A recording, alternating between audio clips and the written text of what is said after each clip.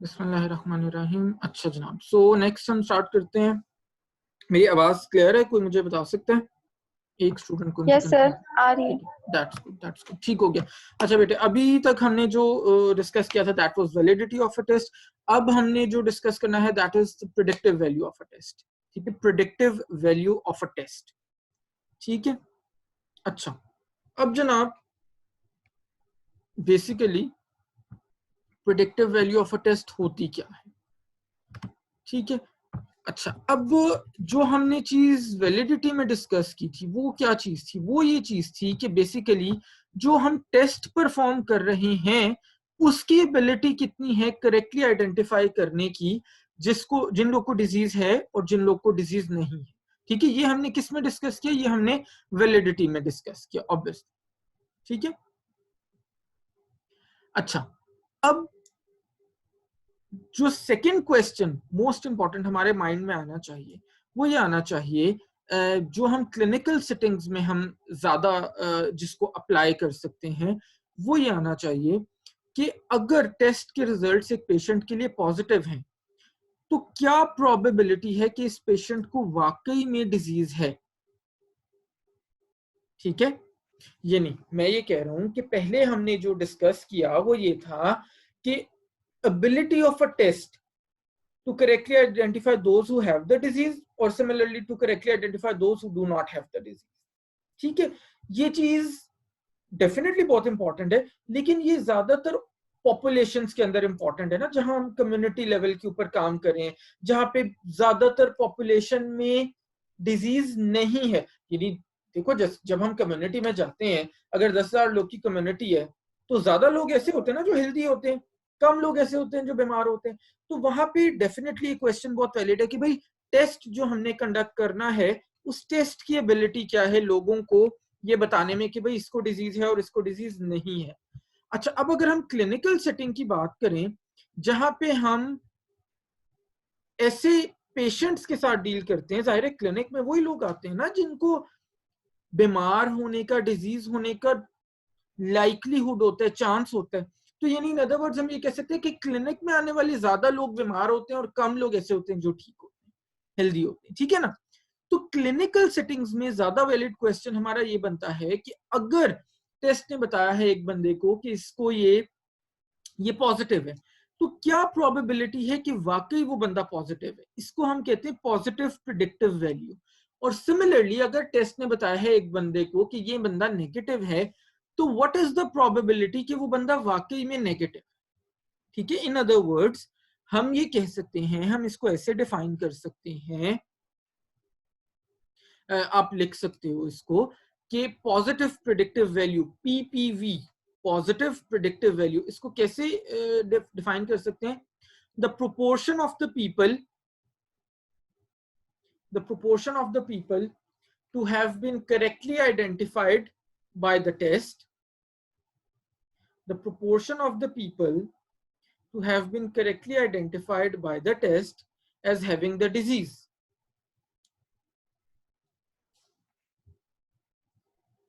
और एनपीवी या negative predictive value कैसे आ सकती है? The proportion of the people,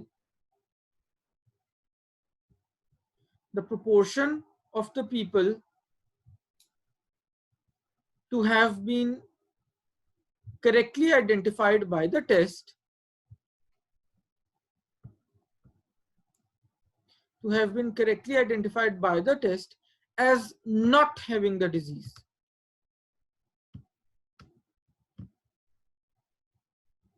ये है एनपीवी या negative predictive value.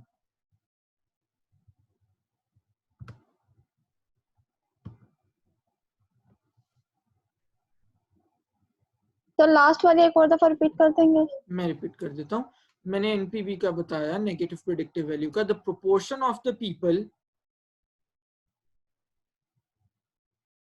to have been correctly identified by the test as not having the disease।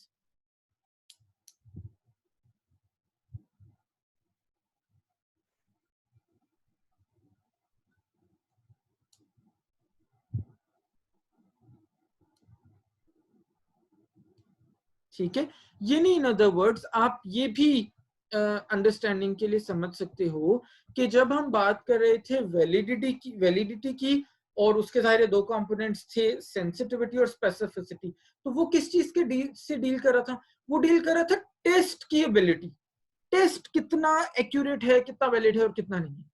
अब जब हम बात करें प्रिडिक्टिव वैल्यू की, और अगेन जिसके दो कंपोनेंट्स है, one is positive predictive value and the other is negative predictive value, ये टेस्ट की एबिलिटी की बात नहीं कर रहा, ये बात कर रहा है कि एक्चुअली डिजीज किस में है और किस में नहीं है, यानी डिजीज का प्रेवलेंस कितना है लोगों में। ठीक है, ये उस चीज को देख रहे हैं। अच्छा, coming back to the example जो हमने पहले की थी, मैं आपके साथ स्क्रीन शेयर करता हूं और अगेन उसी तरह से हम कैलकुलेट करेंगे इसको। ये है जी, ओके, नजर आ रहा है सबको? पीपीवी एंड एनपीवी बेटे नजर आ रहा है? यस सर, नजर आ रहा है। Okay fine. एग्जाम्पल है आपके पास, again we have the same population of 1000 people. बिल्कुल उसी तरह से आप एक 2x2 टेबल ड्रॉ करोगे जैसे आप सेंसिटिविटी और स्पेसिफिसिटी के लिए कर रहे हैं। उसमें उसी तरह से आप कॉलम में डिजीज को लोगे, डिजीज है और डिजीज नहीं, और रो में लेफ्ट साइड पे आप लोगे टेस्ट को पॉजिटिव और टेस्ट नहीं। सो सिमिलर डेटा को लेके हम चलेंगे। 1000 टोटल पॉपुलेशन है, उसमें से 80 लोग ट्रू पॉजिटिव्स हैं, 800 लोग ट्रू नेगेटिव्स हैं, 100 लोग फॉल्स पॉजिटिव्स हैं और 20 लोग फॉल्स नेगेटिव्स हैं। डेटा आपके सामने, स्क्रीन आपके साथ शेयर हुई है, ये आप दोबारा से भी बना सकते हो, इसको लिख सकते हो, नोट डाउन कर सकते हो, वरना अपना स्क्रीनशॉट ले लो, जैसे भी।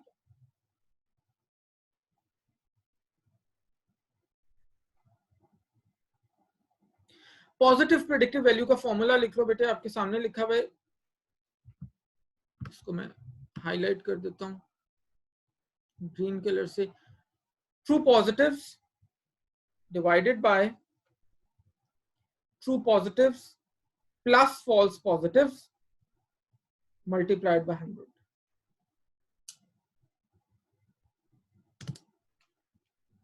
फॉर्मूले में मैंने क्या किया, true positives divided by true positives plus false positives multiplied by 100। अच्छा जी, आपने निकालनी है, मैं आपको क्वेश्चन देता हूं, calculate positive predictive value of this test. तो आप क्या करोगे? PPV equals to true positives कितने हैं? 80 ले लोगे न्यूमरेटर में, divided by again true positives कितने 80 हैं, प्लस फॉल्स पॉजिटिव्स कितने 100 हैं। सो डिनोमिनेटर बन जाएगा 80 plus 100 equals to 80 divided by 180 multiplied by 100. So 80 divided by 180 is 0.44. Multiplying this with 100 we get 44.44%. इसका मतलब है इस टेस्ट की जो पॉजिटिव प्रिडिक्टिव वैल्यू है वो 44.44% है। अगेन बहुत ज्यादा हाई नहीं है अनफॉर्चुनेटली।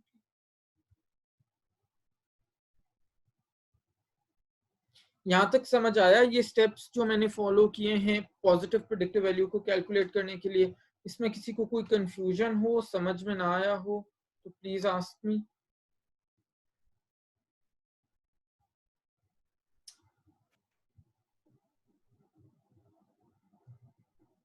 किसी को कोई कंफ्यूजन हो बेटा इसमें?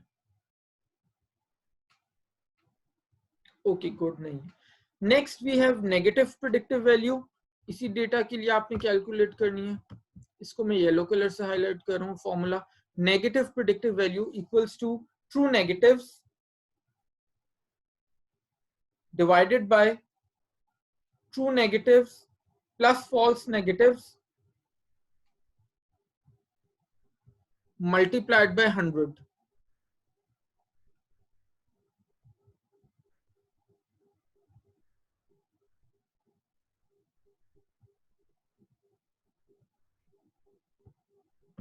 सो जनाब हमारे पास गिवन डेटा में ट्रू नेगेटिव्स कितने हैं? 800। गुड। न्यूमरेटर आ गया, डिनोमिनेटर में क्या चाहिए, ट्रू नेगेटिव्स और false negatives. True negatives again obviously 800 है, फॉल्स नेगेटिव्स कितने थे 20, so 800 divided by 820 multiplied by 100, this must be 0.975 or maybe you can write 0.98 approximately multiplied by 100 which is 98% or 97.5%। Clear जी? किसी को अगर ये स्टेप समझ में ना आया हो, किसी को कहीं से कोई कंफ्यूजन हो whatsoever?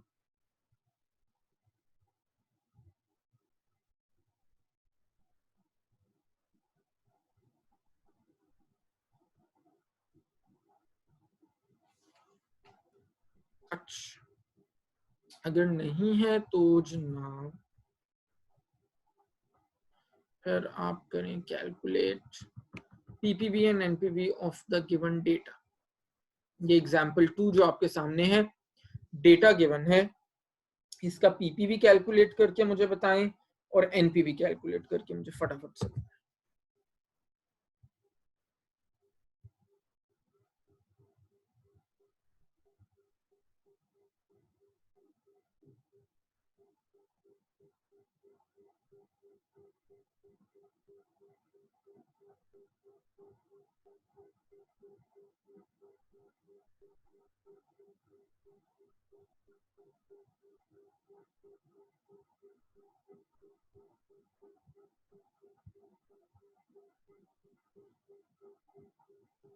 सर पीपीवी 20% है। 100% है सर 2.43%। 2.4%। आई थिंक यही आना चाहिए, मेरे पास यही आ रहा है। यस सर 2.43% है। 43%, that's right then। बेटे 20% आपका गलत है, जरा रीचेक करो, देखो आपने गलती की है, देखो अभी ठीक है अभी सर। करो, हाँ देखो जरा तसल्ली से, देखो कहाँ पे गलती की आपने।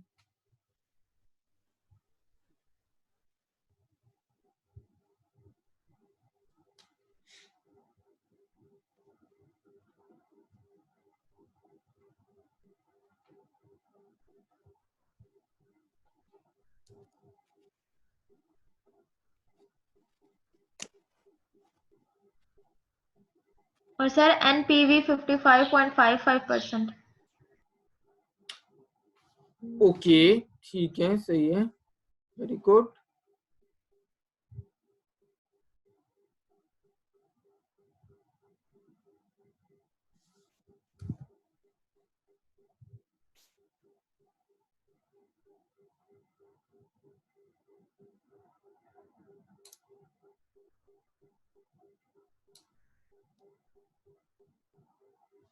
अच्छा जी, और किसी का कुछ डिफरेंट तो नहीं आया? नहीं सर सेम आया है। सेम आया? सेम आया। यस सर सेम है। Very good.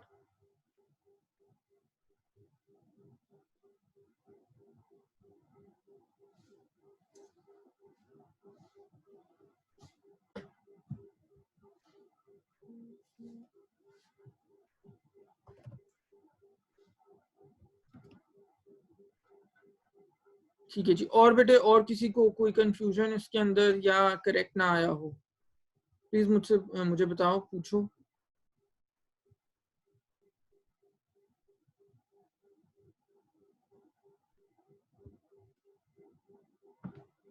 ठीक है जी,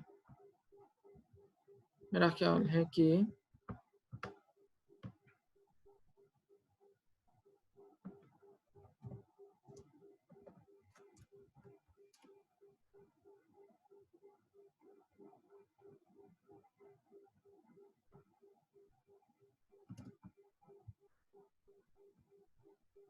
ठीक है जी, क्लियर हो गया सबका, ठीक आ गया होपफुली।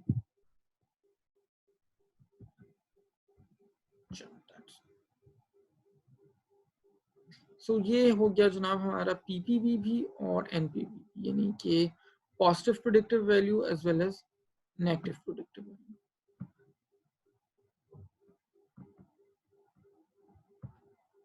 अच्छा, अब जो जनाब हमने नेक्स्ट टॉपिक डिस्कस करना है that is reliability of tests.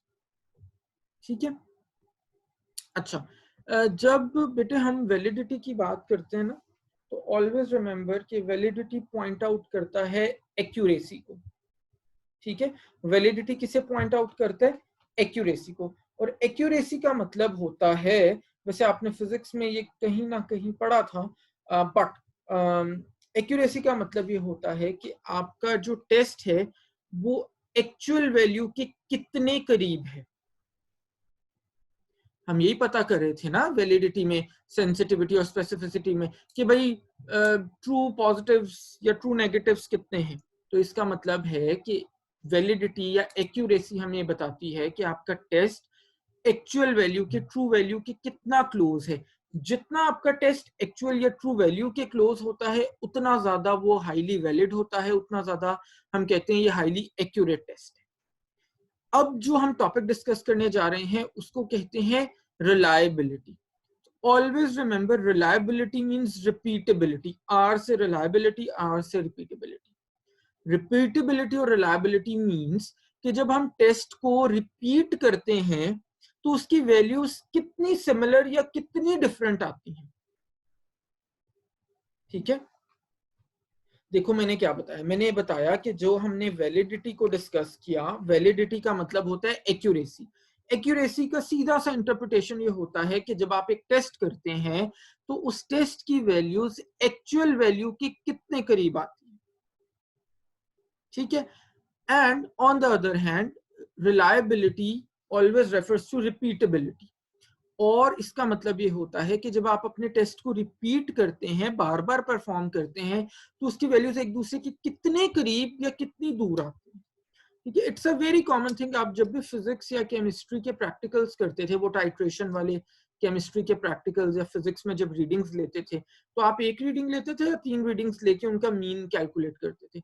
Obviously आप 3 रीडिंग्स लेके उनका मीन कैलकुलेट करते थे। ठीक है, अब जनाब अगर तो आपका तीनों रीडिंग्स क्लोज आई हैं, तो इसका मतलब है आपके उस एक्सपेरिमेंट की, जो भी आप परफॉर्म कर रहे हो, उसकी रिलायबिलिटी बहुत अच्छी है। अगर एक बार रीडिंग आ गई 40, एक बार आ गई 66, एक बार आ गई 22, तो इसका मतलब है आपकी एक्सपेरिमेंट की रिलायबिलिटी बहुत ही ज्यादा पुअर है। जब हम न्यूट्रिशन में बात करें और न्यूट्रिशन असेसमेंट हम कर रहे होते हैं, तो समटाइम्स हम ये करते हैं कि हाइट किसी इंडिविजुअल की लें तो उसको 3 बार लेके उसका मीन कैलकुलेट करते हैं। ठीक है, अब बेटे फर्स्ट टाइम हमने हाइट ली किसी इंडिविजुअल की और हमारे पास आई 5'10", सेकेंड टाइम हमने हाइट ली और वो आ गई हमारे पास 5'7", और थर्ड टाइम हमने हाइट ली तो वो आ गई 6 फीट। तो इसका मतलब है बहुत पुअर तरीके से हमने उसकी हाइट मेजर की है।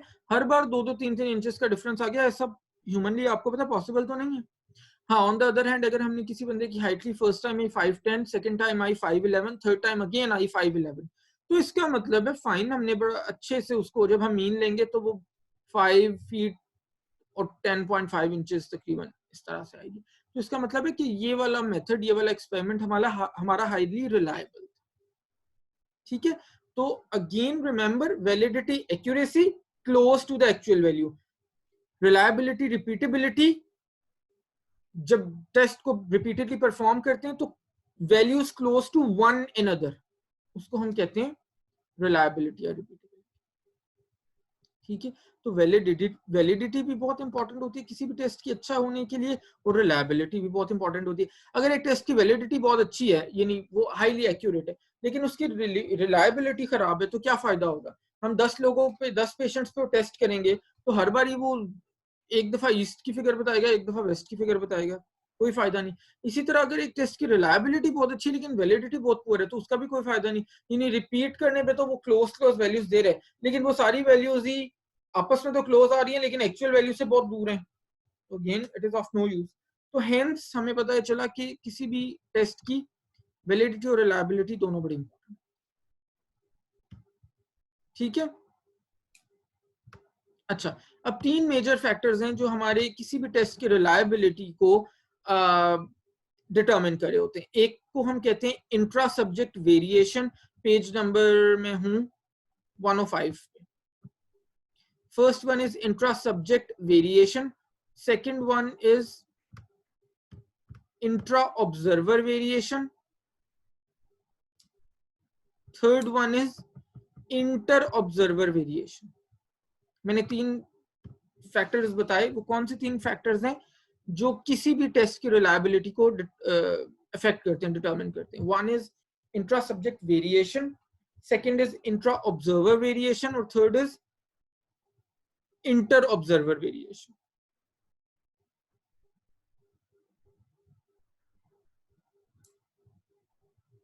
ठीक है, तीनों को बेटे हम जरा डिस्कस कर लेते हैं कि जनाब क्या है, क्यों है, कैसे है।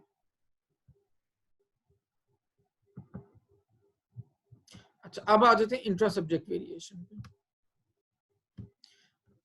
अच्छा, सब्जेक्ट क्या होता है? सब्जेक्ट ये वाला सब्जेक्ट नहीं, एक तो ये सब्जेक्ट होता है ना, जैसे आप ईपीएच पढ़ रहे हो, माइक्रो पढ़ रहे हो, सब्जेक्ट पढ़ रहे हो। सब्जेक्ट हम रिसर्च में, एपिडेमियोलॉजी में, मैंने शायद पहले भी बताया था, कहते हैं स्टडी पार्टिसिपेंट को, जिसके ऊपर हम काम कर रहे होते हैं, जिसके ऊपर रिसर्च कर रहे होते हैं, वो सब्जेक्ट होते हैं। इंट्रा सब्जेक्ट वेरिएशन, अच्छा, इसका मतलब है कि जनाब जो हमारा स्टडी पार्टिसिपेंट है उसकी कुछ कंडीशंस वेरी करी हैं, जिसकी वजह से हमारे टेस्ट रिजल्ट्स डिफरेंट आ रहे हैं। फॉर एग्जाम्पल, जब भी हम अक्रॉस 24 आवर्स हम सेम स्टडी पार्टिसिपेंट की टेस्ट लेंगे, तो इट इज क्वाइट पॉसिबल कि वो टेस्ट की रीडिंग्स डिफरेंट डिफरेंट आ रही हैं।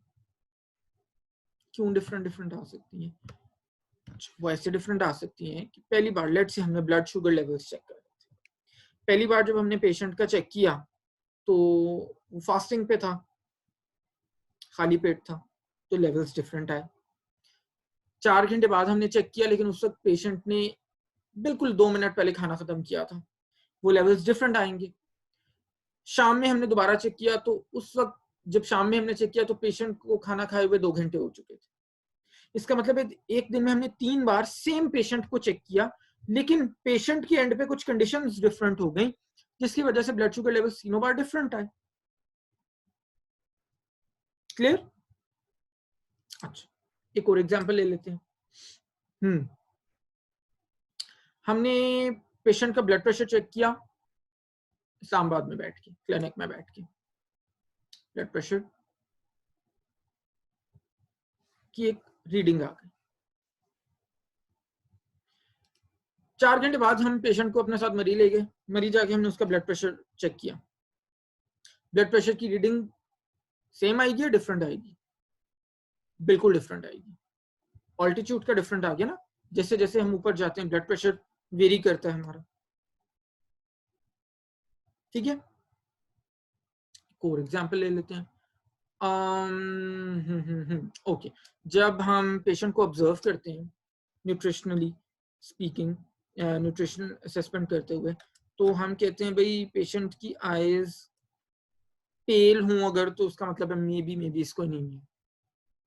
ठीक है, मैंने पेशेंट को अपने क्लिनिक में बैठ के चेक किया, मैंने कहा भाई इसकी तो आईज पेल है, या चलो जॉन्डिस कह दो आप, जॉन्डिस में बहुत हम आइस को लेते हैं।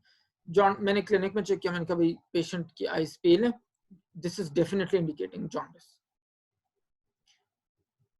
उसके बाद मैंने उसको धूप में जाके चेक किया आधे घंटे बाद, तो मैंने कहा नहीं ये आइस पेल तो नहीं है, अंदर रूम में प्रॉब्ली मेरी लाइट का एंगल ऐसा था कि मुझे इसकी आइस पेल लग रही थी, अब धूप में मैं इसको चेक करूं तो नहीं, ये तो बिल्कुल नॉर्मल आइज है, कोई जॉन्डिस इंडिकेट नहीं कर रहा।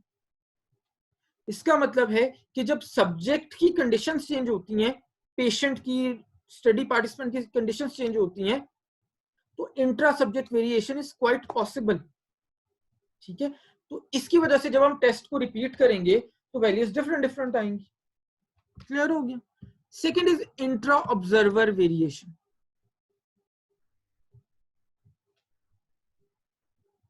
अच्छा, अब सब्जेक्ट वही है, स्टडी पार्टिसिपेंट वही है, पेशेंट वही है, उसकी कोई कंडीशंस भी नहीं चेंज हुई। ऑब्जर्वर के एंड पे, ऑब्जर्वर कौन होता है? जो टेस्ट करे, जो आपका हेल्थ केयर प्रोवाइडर है, जो फिजिशियन हो सकता है, डाइटिशियन हो सकते हैं, जो भी है। अब ऑब्जर्वर के एंड पे कंडीशंस चेंज हो गई। ठीक है, एक रेडियोलॉजिस्ट है,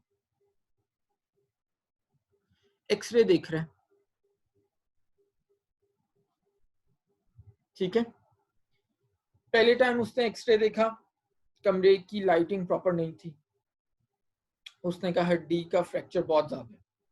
दूसरे टाइम उसने 5 मिनट बाद खुद ही पेशेंट तो नहीं है ना, तो पेशेंट का एक्सरे जो हो गया वही एक्सरे दोबारा नहीं करवाया, सेम एक्सरे शीट उसने पकड़ी है, उसने दोबारा एक्सरे देखा, कमरे की लाइटिंग उस वक्त तक प्रॉपर हो गई, उसने कहा नहीं इतना ज्यादा फ्रैक्चर तो नहीं है जितना मुझे पहले नजर आ रहा है। इंट्रा ऑब्जर्वर वेरिएशन, यानी कंडीशंस वही हैं, पेशेंट या स्टडी पार्टिसिपेंट की कंडीशंस कोई चेंज नहीं हुई, टेस्ट को भी हमने दोबारा नहीं किया, लेकिन ऑब्जर्वर के एंड पे कंडीशंस चेंज हो गई, इसकी वजह से भी वैल्यूज डिफरेंट आ सकती हैं।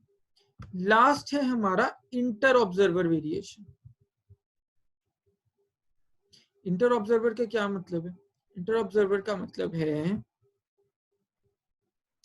कि जनाब पहले मेरा ब्लड प्रेशर चेक किया फिजिशियन एबीसी ने, उसने कहा मेरा ब्लड प्रेशर है 120/80।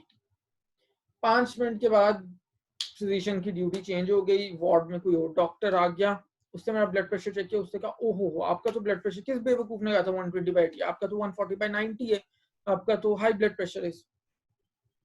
ठीक है, अच्छा इसकी सिंपल सी एग्जांपल है, मैं 3rd सेमेस्टर को पढ़ाने जाता हूँ, तो मुझे मेरे कुलीग कहते हैं, फॉर एग्जाम्पल हाइपोथेटिकली बता रहा हूँ, एक्चुअली नहीं बता रहा, दिल पे नहीं ले लेना, मेरे कुलीग ने कहा जी 3rd सेमेस्टर तो बहुत बदतमीज क्लास है, पढ़ते ही नहीं है बिल्कुल भी, क्वेश्चनिंग ही नहीं करते, इंटरेस्ट नहीं लेते, आप लोग वही हो, वही आप लोग का माइंडसेट है, वही सब कुछ है, वही कंडीशंस हैं, मैं आप लोग को पढ़ाने गया, मैंने कहा नहीं यार ये क्या बात है, 3rd सेमेस्टर तो बहुत अच्छा है, 3rd सेमेस्टर तो पढ़ने में भी बहुत अच्छा है, क्वेश्चनिंग भी बहुत अच्छी करता है, इंटेलिजेंट भी है, पढ़ाई में भी अच्छा है। तो इंटर ऑब्जर्वर वेरिएशन, ठीक हो गया? होपफुली समझ आ गई होगी। ठीक है, नहीं आई तो यू कैन आस्क मी।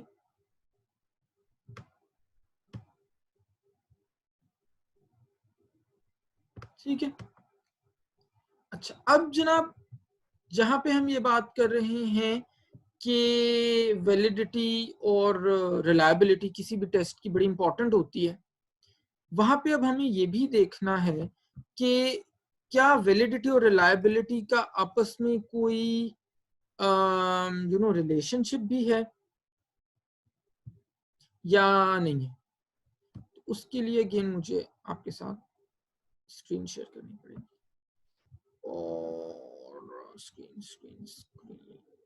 ठीक है जी, स्क्रीन शेयर कर लेते हैं। ओके, कहाँ गया शेयर स्क्रीन, ठीक है जी।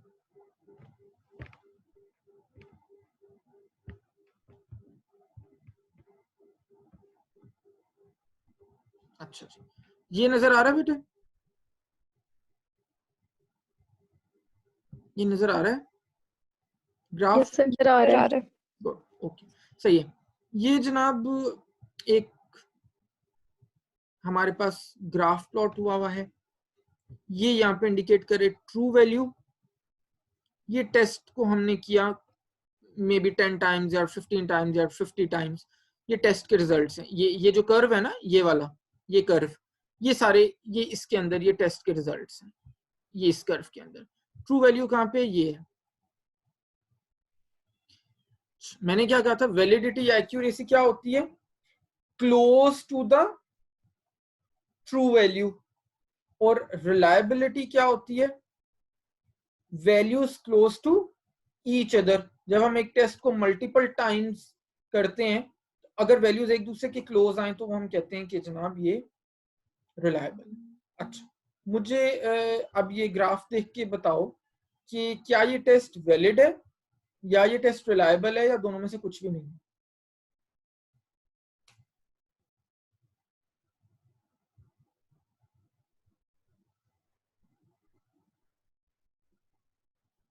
जी कौन बताएगा? सर दोनों में से कुछ नहीं है। दोनों से कुछ पूछा या बताया बेटे? पूछे सर। पूछा? अच्छा, ये तो मैं आपसे पूछूं ना, मैं तो फिर बताऊंगा। जी एनी अदर? सर शायद दोनों में से कुछ नहीं है। दोनों से कुछ नहीं है, अच्छा जी। कोई और किसी का इससे मुख्तलिफ ख्याल हो?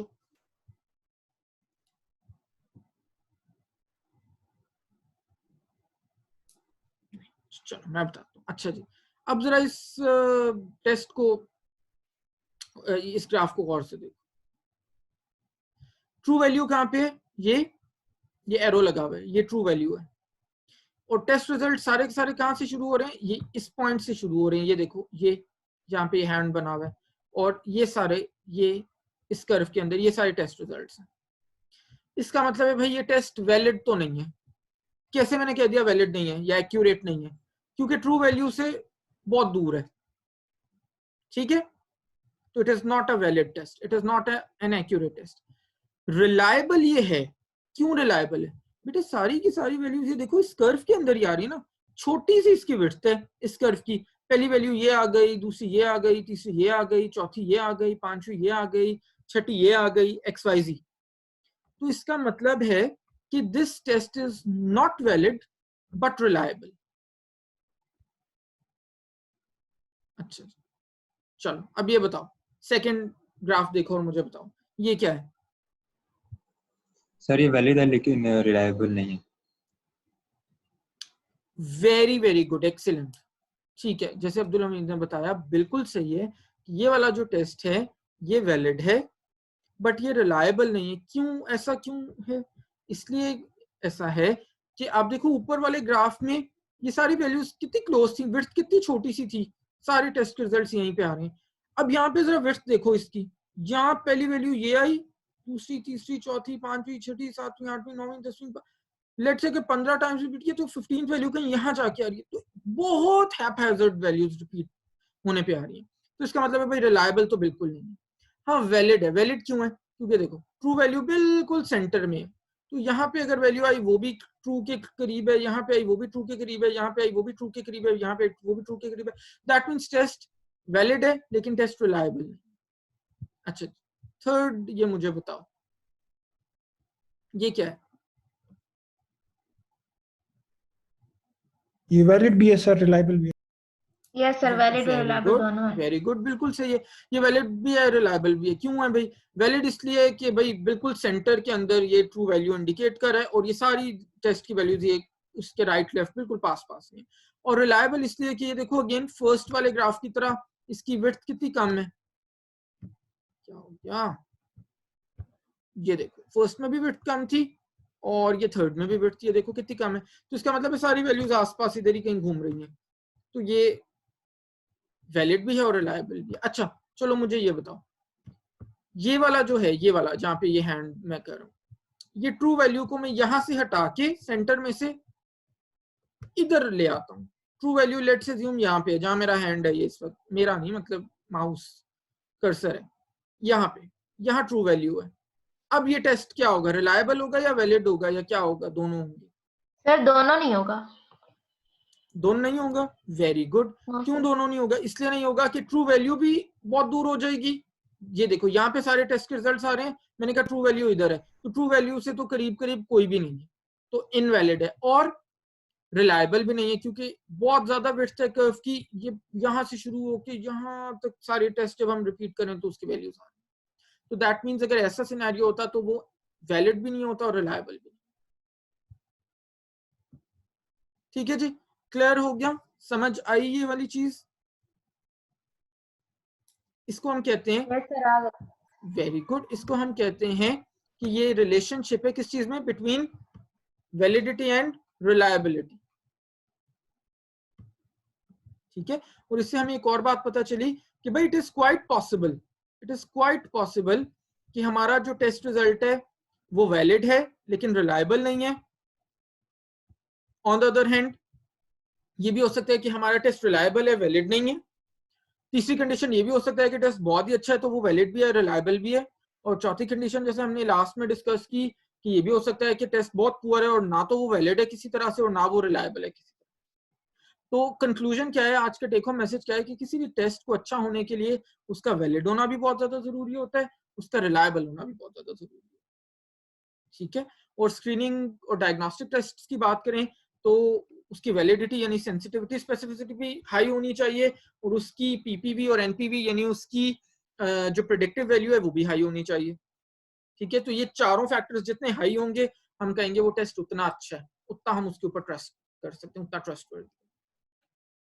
ठीक है बेटे, कैलकुलेशंस भी आपने परफॉर्म कर ली, वो भी आपको समझ आ गया कि मैथमेटिकली न्यूमेरिकली आपने कैसे कैलकुलेट करना। ठीक है, तो ये था जनाब हमारा आज का। जी बेटे सर जल्दी से। स्टार्ट में वो अटेंडेंस का इशू हो गया था कि वो टाइम अच्छा खत्म हो गया तो मैं देख लेता हूँ, नॉट अ प्रॉब्लम। ठीक है बेटे, इंशाल्लाह नेक्स्ट टाइम मिलते हैं। अल्लाह हाफिज।